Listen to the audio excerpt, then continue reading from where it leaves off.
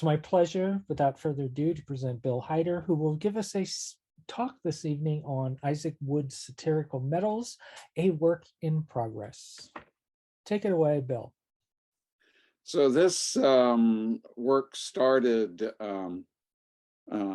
based upon four satirical medals from the 1876 presidential election that were commissioned by Isaac Wood and produced by George H. Lovett. In the process of doing the research, I started looking for more information on all of his medals. And so eventually this will become a longer article on Isaac Wood. But for now, I'll just give you an overview of some of his pieces and then the focus on the satirical medals from the 1876 presidential election. Isaac Wood was born July 15th, 1841. He was born F. Augustus Wood in New York City. He attended Haverford College in Pennsylvania. He joined his family business, William Wood and Company Publishers, in 1862. They published medical text and medical textbooks. In February 5th, 1864, he joined the American Numismatic Society. In 1868, he changed his name to Isaac F. Wood to honor his father. That creates some complications in doing more research on his early life. And in 1868, he began issuing medals. I have here a picture of Isaac Wood, or what would be nice to have a picture of Isaac Wood. He was an early A&S librarian. He helped revitalize the A&S after the Civil War. Today, if you go to the A&S library site, the librarian writes, "I've never seen a photograph of Wood," and his questionnaire tells us why. He had an aversion to being pictured, he said, and hadn't sat to anything except a good dinner and a bottle of wine with satisfaction for many years. His characteristic comical tone can be detected in a letter attached to a questionnaire written in 1886 when he was 44 years old. It also contains some darker musings. "My life has been so insignificant and useless," he wrote. "In fact, such a bitter failure that perhaps the joking only conceals the pain, that I have tried hard in times past to serve the society as secretary, after as librarian, and always as a member, is, I hope, some excuse for my having been born and existed to date." The current A&S librarian says, "I only hope he wrote these words knowing the recipient would understand them to be a comic exaggeration," and Wood died 9 years later. Some little facts about Wood is that with some of the things that he did as medals, some of the satirical stuff he did, Q. David Bowers speculated that he may have been an inspiration for Thomas Elder, who carried on in a similar way as Wood, from what little we know of him. It's believed, and these, I've got this slide and the next slide are from an early Tams article in the Tams Journal about coin dealers and coin dealer medals, and Russell Roulau believes these medals were produced by Isaac Wood, but I don't have anything to actually confirm that. And these were medals honoring the English daddy of the American coin trade. This is for Kogan at the time, who was a famous dealer. These are very rare. So there's not more than 2 or 3 or 4. I've never seen one for sale. Here's the other one, the English Daddy of the American coin trade. Yours faithfully, for a fine old Brooklyn gentleman of peppery turn of mind. So again, here it says it's in white metal and brass, and there's 2 or 3 in brass known. In 1869, he started his medal series with the memorial, the Wood Memorial Series. This first medal was done by Key. It's a commemoration of Norwalk. And as I said, it was done by Key. This one is struck in white metal. His second memorial medal was by Lovett.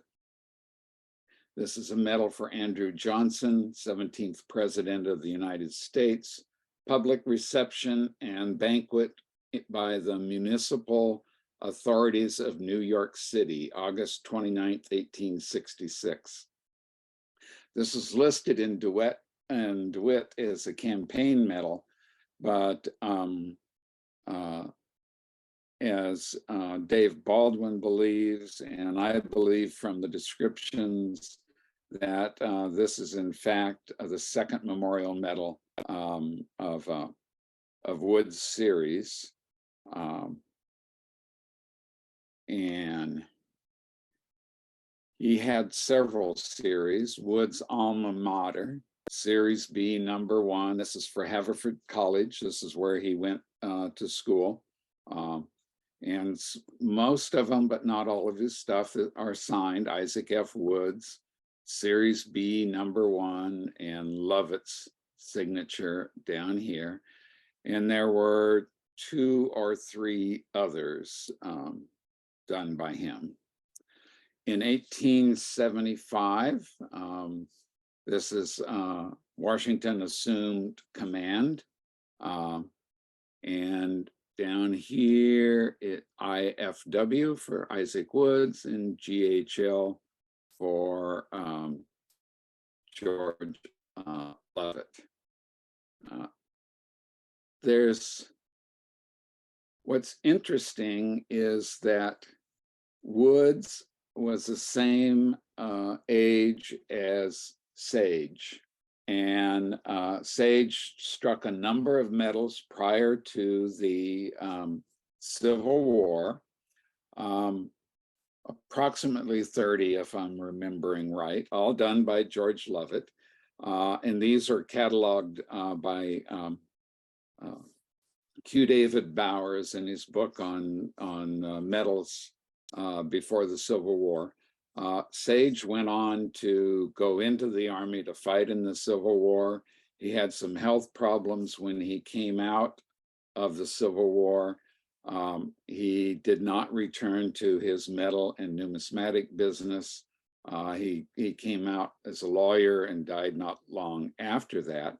Sage is interesting, being the same age as Wood, because he was the founder of the ANS, and Wood ended up being the person who helped get the ANS restarted after the Civil War.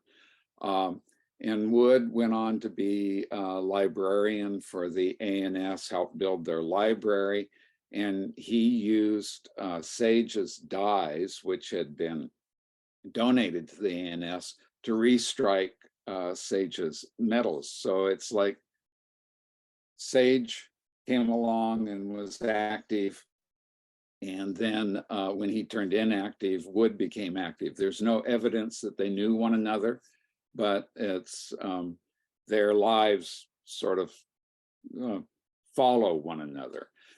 And this is 1875, one of his satirical medals. This is the first reverse, Series C, number 3 on the medal. And Washington, first in war and in peace, last in securing a monument. And this is for the cornerstone laid 1848, completed 1876. And what I want you to notice here is on the side with the monument, it says Presidency of U.S. Grant. And as I'll get into a little bit in just a little bit, Woods was very supportive of the Grant presidency. Notice here the Washington Monument, the monument itself is plain, has a smooth surface. The second version of this medal shows the bricks in place or the stones in place making up the Washington Monument. So again, Woods Series C number 3. Another Wood medal, 1876, a tribute to George Washington. Washington inside a keystone, that's certainly an allusion to his work as a Mason, and Wood had several medals commemorating various Mason activities and events. And in the reverse, the keystone in the triumphal arch, which spans the nation's century.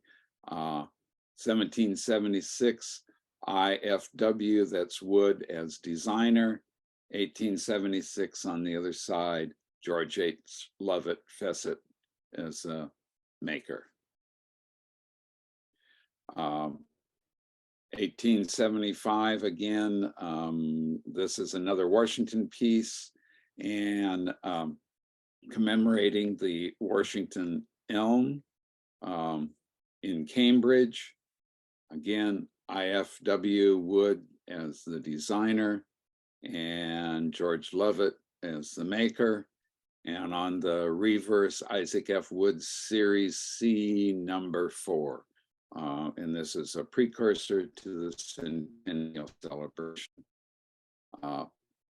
He did a variety of things. So here's Series C number 5, St. John's Guild Floating Hospital. To aid these medals and a centennial reception ball were done to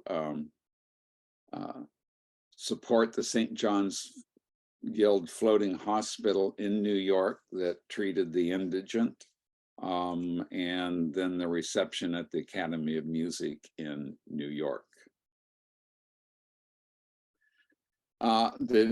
He also founded the New York Medal Club in 1878.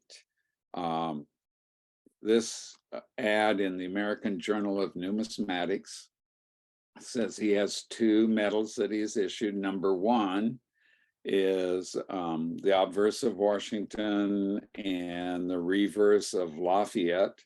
And number 2 has Lafayette on the obverse, similar to the number 1, and Masonic emblems below. And here's the second medal in the series. This says circa 1860 on the PCGS holder. It was advertised in 1878, just in the previous slide. Part of what I took on when I started this project, looking at the satirical medals, I became fascinated by Wood, and I've got to go through all the old journals and so forth and try to piece together the order in which medals were struck. At the end of his life, his collection was sold, both his personal collection and all the leftover medals. And in the auction catalogs, it says how many were struck in silver, how many in white metal, how many in copper. And you'll often have in his holdings, 1 left in silver, 2 or 3 in copper, and maybe 30 or 40 in white metal. So I'm working on compiling all that information and trying to come up with more or less a definitive catalog of the Wood medal output. If you go to Dave Baldwin's blog on the Lovett Father and Brothers, most of Wood's pieces are in that blog because they were done by George H. Lovett, but not all of them. And so it's a difficult series to piece together because nobody's ever really seriously cataloged them. As I said, he was a fan of General Grant, who was president. President Grant had the most, I believe it's safe to say, the most corrupt 8 years of a presidential administration in the history of the country, although General Grant was not corrupt. He just hired 48 or so of his family to work in the government. Many of them got paid for doing nothing. Many of the members of his cabinet were caught up in scandals, stealing money, diverting tax funds, etc. And whenever somebody was caught and charged, Grant just moved them to another role in government rather than firing him. But through all of those things, Grant was never implicated as being corrupt himself. And as far as hiring his family, that was not out of line in the 1870s. But this small piece for General U.S. Grant, on the reverse, Grant for Alabama, Civis Londinensis, civic grant for Alabama claims, Civitas Londinus, June 15th, 1877. This reverse is all a pun, referring to the destruction of the Confederate States ship Alabama off the coast of France. The Alabama was a screw sloop of war built in Liverpool in 1862 for the Confederacy and was used as a commerce raider. It caused great damage to merchant vessels as it sailed the oceans, and by 1864 was the world's most famous naval vessel.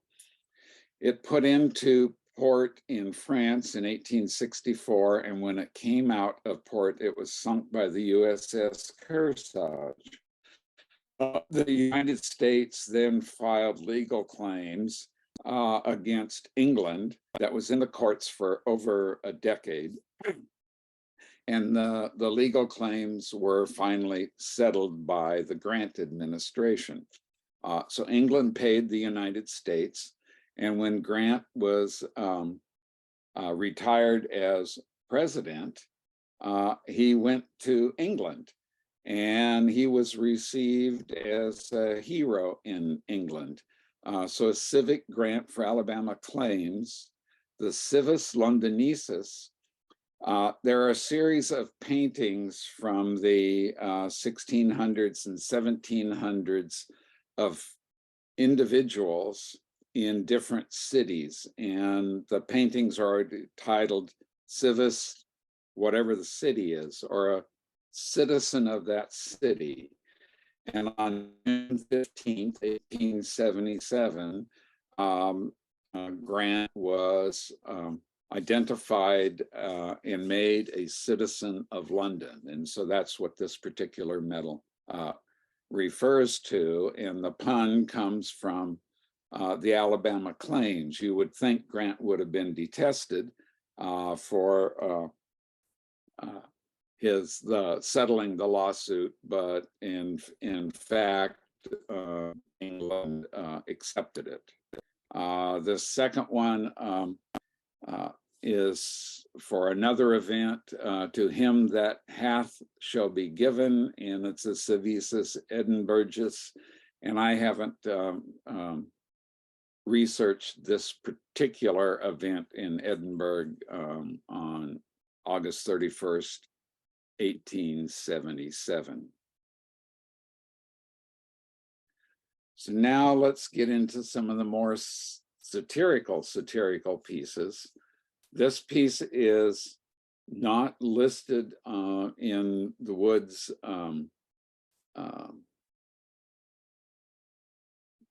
catalog, such as exists so far, but it is probably a Woods piece. General Gunboat McClellan, candidate for anything sweet. McClellan ran for president against Grant. He was a Democrat. Grant was a Republican. He didn't win. He later ran for governor of New Jersey. Your Orpheus Seeker.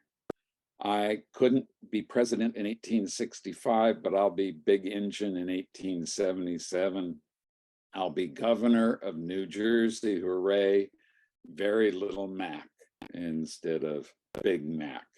And I say this is probably a Lovett piece, and is probably related to the other medals that are going to follow this part of the presentation, because McClellan was very much a part of the Tilden campaign in 1876. And this is the focus of what started me on the Woods medals. Tilden was a Democrat. This is a campaign medal by George Lovett. He was sort of born to wealth. His family owned a business where they made bitters, etc. He became an attorney. He became mayor of New York and took on the Boss Tweed group. He became governor of New York and was known for reforming and cleaning up corruption in politics in New York. He also made a lot of money as an attorney representing railroads in the early railroad industry. And this election, 1876, is in the centennial year of the country. So now starts the medals that I was most interested in. This particular medal is in DeWitt as being a Tilden campaign medal. I think this actually precedes the Tilden campaign medal, but it's certainly from 1876. This is dedicated to Charles A. Dana, editor of the New York Scum. On the reverse, the Chinese stink pot of American journalism, harmless but oh so foul few. So what does this mean? Charles Dana was a journalist. He ended up being part owner and editor of the New York Sun. He turned the Sun into a great example of yellow journalism, where everybody else was reporting on things that didn't have much import around the country. He got in and down and dirty and reported on all of the dirt that was happening. And during the Civil War, he convinced Abraham Lincoln to appoint Ulysses S. Grant to lead the Northern armies towards the end of the war, which Grant won.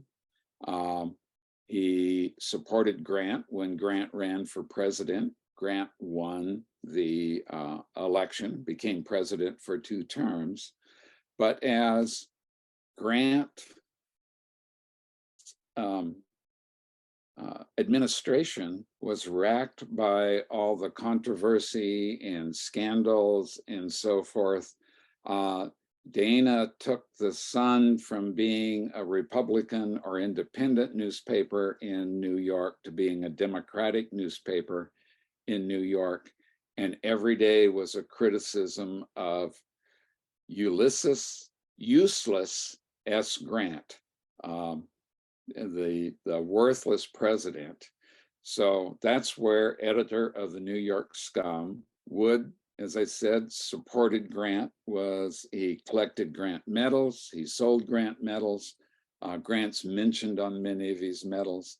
And so he really went after Dana for going after Grant on the front page of his newspaper almost every day. The reverse the Chinese stink pot of American journalism, that refers to the fact that Charles Dana at the time in 1876 had what was reputed to be and probably was the finest collection of Chinese pottery anywhere in the world, including compared to museums. Chinese stink pot. The Chinese had a porcelain bomb, hand grenade, you might call it, that was filled with sulfur and sometimes had shot in it and so forth. But they would light them and throw them at the enemy, and of course they would explode. They wouldn't do any damage, but the smell was so foul they would drive the opponents from the battlefield, and hence the harmless but oh so foul. And I think that's referring to Dana's campaign against Grant. It was harmless in Wood's view, but foul and the bad thing to do to Wood's hero. In 1876, like I said, Tilden ran for president against Rutherford B. Hayes. Many people talk about the campaign as being lackluster, low-key, neither candidate full of much energy. And in 1876, Tilden won the election by over 250,000 votes, but he was one vote shy of the Electoral College. And in addition, the electoral votes of Louisiana, Mississippi, and Florida were in dispute. Because now you have to remember, we're after the Civil War, Reconstruction is in progress. The Republican Party was supported by the Black community because Abraham Lincoln was the president that, quote unquote, freed the slaves. The Democrats in the South were in the majority. They weren't happy with Reconstruction. They weren't happy with the slaves being freed, and they did everything they could to dissuade or prevent Blacks from voting. If they had not done that, most likely the Republican Party, Hayes, would have carried those states, but he didn't. And so that came into dispute on those electoral votes. Now, according to the Constitution, the election should have gone to the House of Representatives, which had a majority of states that were Democratic, so Tilden would have won the election, but that didn't happen. There was a battle, and instead of going to the House as the Constitution required, they established a commission to investigate the election in those three states, and one elector from the state of Oregon that was in dispute and had been rejected. The commission had, if I remember, I'm going to forget now, it's either 6 or 8 Republicans, an equal number of Democrats, and then a justice from the Supreme Court who also happened to be a Republican. And lo and behold, that commission awarded the, by 98, awarded the election to Hayes. Democrats were unhappy. Dana was unhappy. They railed against Tilden because Tilden went home to New York and had nothing to say while all of this was happening. And they were trying to convince Tilden to insist on the Constitution being followed. So this is the first Wood satirical piece. The Democratic Party died of Tildenopathy. In other words, Tilden went home and didn't fight for his rightful place in the election. Died of Tildenopathy, 1876, in the 60th year of its age. Shammy Tilden, let it rest in peace.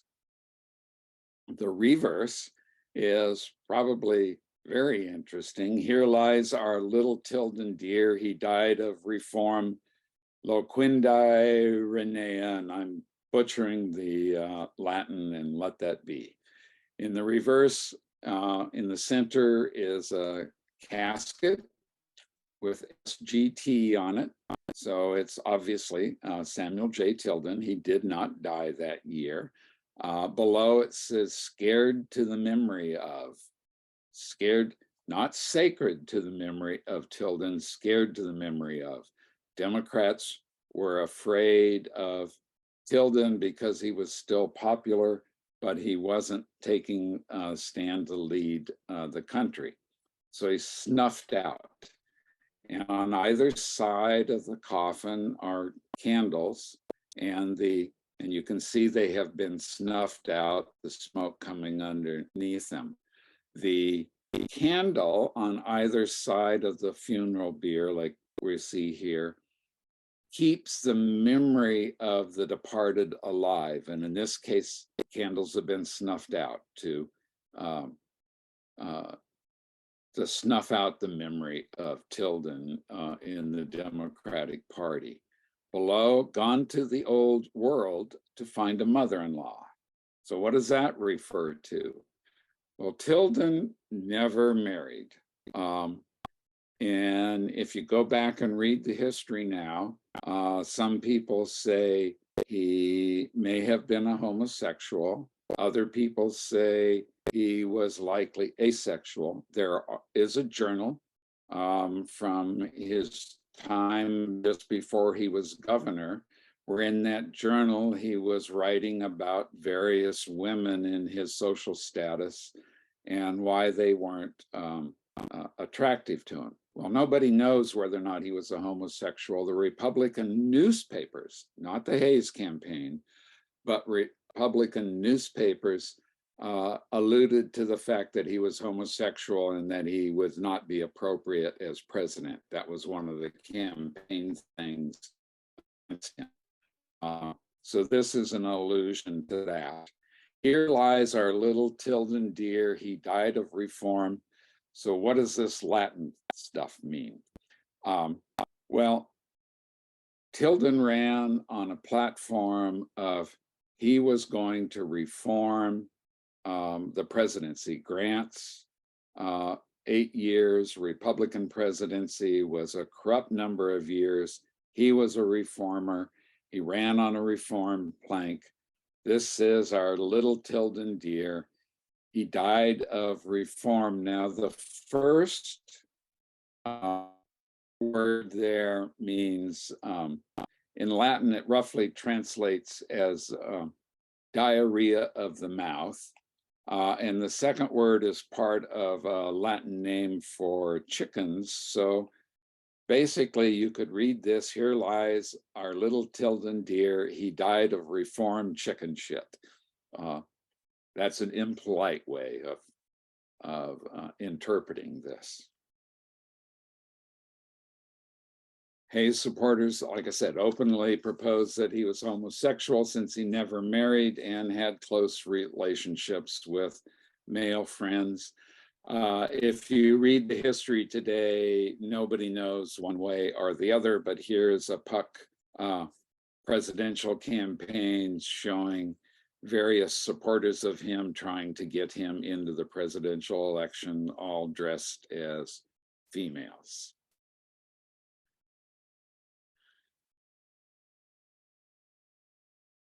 The topic on these medals, I believe, was inspired by the New York Herald. Here's an article on June 15th, 1877, a close-up After 60 years of vigorous life, after ruling the nation for 32 years, placing president after president in the White House, men with fiber all the way from Old Hickory of Andrew Johnson to the bending willow of Buchanan, and surviving its terrible defeats in and during the war, it retained a wretched remnant of breath to these days, only to be given the coup de grace by a trembling aspen of a man whom it once believed to be as tough as oak and as straight as sugar pine. And within that article, here lies the Democratic Party, killed by Samuel J. Tilden in the 60th year of its age. Rest in peace. Now compare that to the text on the medal. And this article, like I say, is The Death of the Democratic Party. Tilden did it. The second medal in this series, again, is that same obverse. The reverse says, Manhattan Club Reception, New York, June 12th, 1877. I don't care about your piece of cake, but I must show you my sore toe. I've had people ask me, well, that's a strange comment. So where does that come from? Again, from the same newspaper article. After Hayes was selected as president, you would expect the loser to give a concession speech. Well, Tilden went to the New York Club and he gave a concession speech, but it was not, it was very ungracious and he didn't really concede. He said that that people shouldn't feel sorry for him that the election was stolen from him, because the election was actually stolen from the American people. And Republicans and others took exception to that here in this article. The American people are a manly people. They do not like tears, especially public tears. They like to see a man take his beating with a smile and with good humor. They despise sore heads and think a man had better not nurse his disappointments, but go ahead and do his duty with cheerfulness and contentment. In other words, conceal his loss. And here comes Mr. Tilden with a band of music and a table of funeral baked meats, and flaunts his woes in their impatient and contemptuous faces. The little street boy who said to his companion, if you'll give me a piece of your cake, I'll show you my sore toe, had at least the excuse for his action that it had the appearance of a commercial transaction.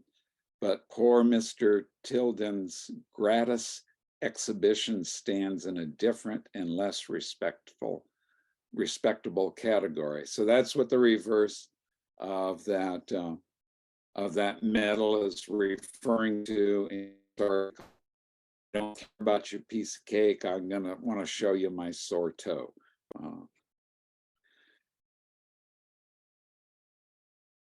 In order to try to reclaim the high ground, the Democratic Party in Congress created the Potter Commission in 1878. And the purpose of the Potter Commission was to show that the election had been stolen from Tilden.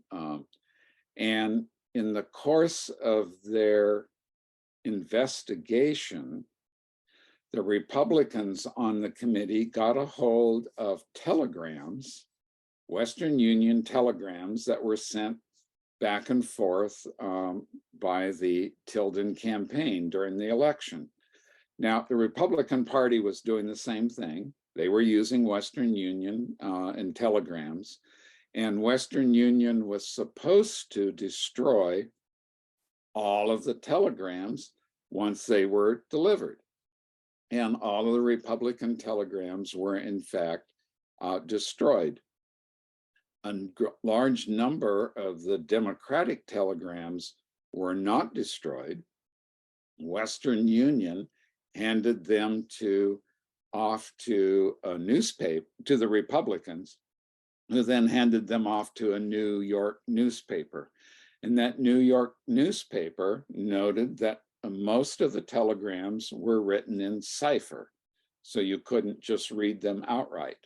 But they broke the code, solved the cipher, and started publishing the telegrams.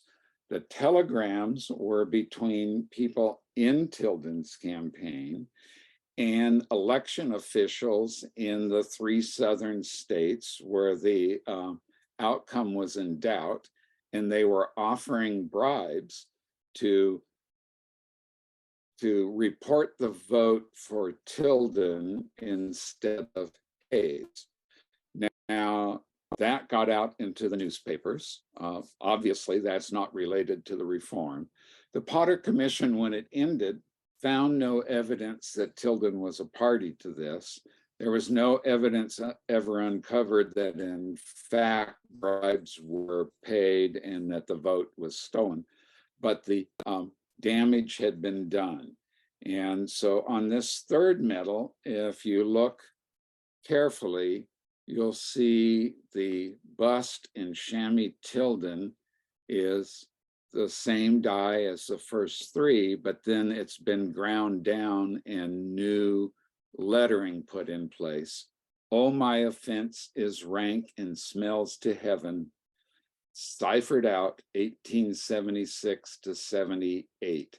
The Democrats wanted to run Tilden for Senate. They also wanted to run him for president again in the next election. Tilden never sort of recovered from the loss, and it didn't happen, but the cipher scandal pretty much ruined his chances, even if he had been renominated. The reverse, the great fraud, Shammy the Shamless, the people will never condone it, cheats Uncle Sam on his income tax. That was a charge from during the election that Tilden had failed to pay his income taxes during the Civil War. Therefore, he did not support the United States in its time of crisis.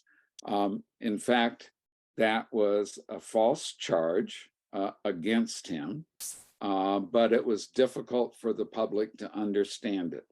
So what happened is that Tilden, as an attorney, was paid by railroad companies with railroad stock. The taxes were paid on the railroad stock. On his personal income was offset by losses in the family's bitters and other medical businesses. So he paid the taxes on the stock, but he didn't pay taxes on his income because, in fact, he had a loss. And the charges from the Republican Party was that even though the government said he owed no income tax, if he was a real citizen, he would have paid income tax on his losses regardless. And the legality of all of that was much too difficult for the general public to understand. And so he became the great fraud and, in fact, never ran for president again. And this was the New York Tribune, the captured cipher telegrams. This was the first reporting on it. Tilden's nephew was involved in the supposed, well, they were bribery attempts. The telegrams were bribery attempts that never happened, but that didn't matter. And Tilden's nephew lived with his uncle, Sammy Tilden. And so even though Tilden was unaware of it, and there was never any evidence that he was aware of it, he was painted with that brush. And that became the end of his life. Here's the Puck, 1879, Samuel J. Tilden. He tells me to be thankful. He's looking in on Hayes and having Thanksgiving dinner. What cheek. And so those four medals I found interesting, and coming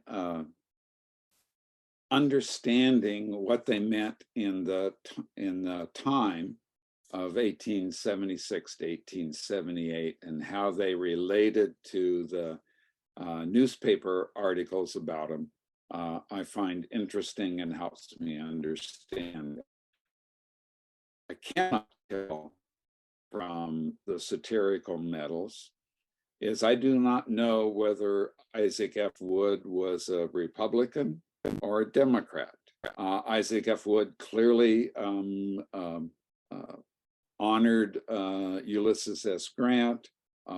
He supported him. He celebrated his presidency, but that could be because he was a hero from the Civil War, not because he was a Republican or a Democrat. And you can look at these because a number of Democrats were upset that Tilden did not come out forcefully and defend his election win and insist that it go to the House of Representatives, which would have made him president. So you could read these medals as a Republican making fun of Tilden, or as a disgruntled Democrat satirizing Tilden. So that part of the story has to be left open to question. And that, as the end of Tilden, is the end of my talk. Great. Thank you. Yes, thank you. Thank you so much. Let me Bill? get back, stop share. There we go. Now, anybody have any questions for Bill? I got one. Okay.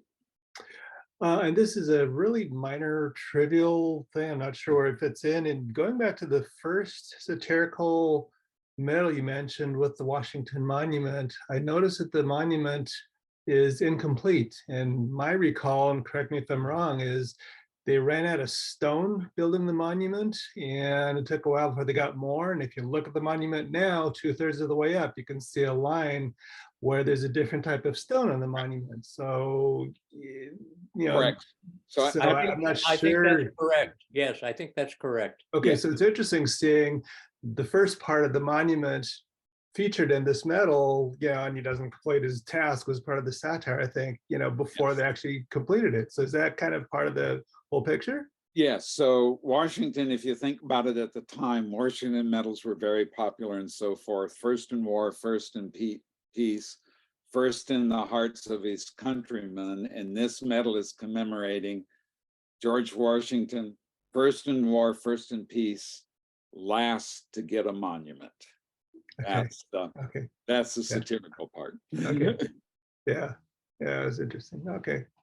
Well, the timing works out too, because the first construction was halted in 1856, and Congress didn't vote funds again until 1876. So Okay. it's about the time of this medal, isn't it? Yes, It was completed in 1888, right? right. But they started again in 1876. So was this Yeah. medal a little bit before that, or? 1875, but so this is part of what's interesting of Tilden. In 1878, there's a New York Metal Club, the Tilden of Wood. In 1878 is the New York Metal Club medals. The Tilden medals are clearly from 1877 and 1878. In his obituary, it says the Tilden medals were New York Metal Club medals. And the New York Metal Club wasn't started until after the Tilden medals were commissioned and struck. And because New York Metal Club #1 and #2, or anyway, there's a lot of confusion on all of this. And that's, so looking at these Tilden medals in Dana as a set, that's got me fascinated in going back and trying to reconstruct what the actual history is of all the wood medals and the order in which they were struck. And many of them, we have pretty good idea of the mintages. And so I'm trying to put that together as well from he would donate medals, and in the American Journal of Numismatics, they would say how many of them were struck and when it was struck. And then when his holdings were sold by, I forget now who sold them, but there's often information of how many medals were in a lot. And so that gives you some idea of the mintage of the medals. You don't know how many were sold, but if you have earlier numbers, you can figure it out. Often it's like 5 in silver and et cetera, and many more in white metal. Bill, what was the composition of the casket medal that you showed? That one was copper, I believe. I had a white medal when I put it as my background. Yes. But thank you. I never really understood the story behind this piece, so thank you very much. Well, it's the last one I got, and when I was ready to go ahead and start working on this article. And I've written an article just on the Tilden medals for Tam's Journal that will be out sometime in the next year, and goes into more depth on what was going on at the time, and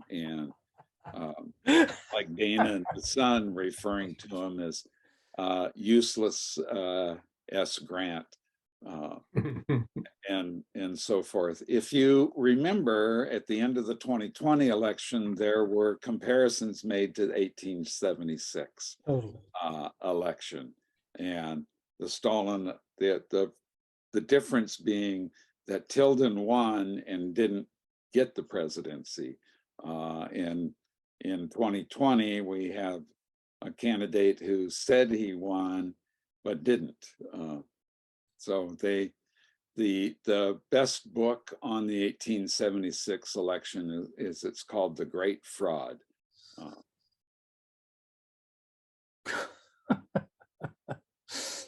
So Bill, how many of these medals do you have? I have a few more than I showed in over the course of the talk. And I'm slowly. So you have all of those. Pardon? You have all of those. I have all of the satirical medals that I talked about in the talk. Yeah, good. Yes. Yeah, thank you. Yeah, I got the first 3, Charles Dana. I picked that up, in the 2 Tilden medals, and then it was just about 6 months ago I finally got the one with the casket. That was the hardest one to find. I wish I had known you wanted it when I had I would have picked it up immediately. I think I sold it for $20. Might have been 10. Here's the shortcoming. There are a few more. It's a few more bucks than 10 or 20. Well, I think the problem that I had with it is I didn't know what to describe it, and I don't think anybody really knew what it was. Right. Um, Right. I knew there was the allusion to find a mother-in-law to the fact, but I needed it, and I wanted to know the rest of it. And then the Latin inscription, that took a while because it's not exactly Latin in the first half of it, and the second half of the Rene, forget, I'm not going to even try to pronounce the Latin. I finally found a version of the Loquindi as being diarrhea, or diarrhea of the mouth is how I interpreted it. And I could not find the second one. And then I found an early article on some kind of chicken disease. And in the Latin name for the chicken was the second part of this. And I thought, oh, there it is. There you go. Shit. The second word in that Latin phrase, the second word is actually can't be a real word because it begins RN, which doesn't make sense. That's what I mean. I couldn't find it. And then I found an early article and they had a scientific name for a chicken. And the second part of the scientific name was that RN. Word. And I'm going, okay, this is from, if I go back to the literature of the 1870s, then I could put those two things together and it has a meaning. So it's just, we know that these are satirical, but 100 years later, we're not in that Right. cultural moment. And then when I found the newspaper articles about his speech and all of the things that are on the Right. on the medal are in that. And Wood is from New York City. He's from the publishing industry. His family was the publishing industry. He collected books. He started the ANS library with a donation of his own library. So he's a man that's well versed in that literature of New York City at the time. And then it all fell into place as to what was going on. Bill, do you know if he had any children? Um, I just wonder because of that part where he was talking about how dissatisfied he was with his life in his 40s and heading to well, so the satirical medals, so Q. David Bowers, as I say, as you look at these medals, Q. David Bowers doesn't know much more about him than what's in his biography in the ANS. And it in many ways, he's a forerunner of Thomas Elder with the satirical pieces and stating his political position and all of this, and being a dealer, coin dealer, who's doing medals. I haven't gone far enough to know whether or not he had any children. I suspect he did not, me too. because his collection was sold over several years in bulk. So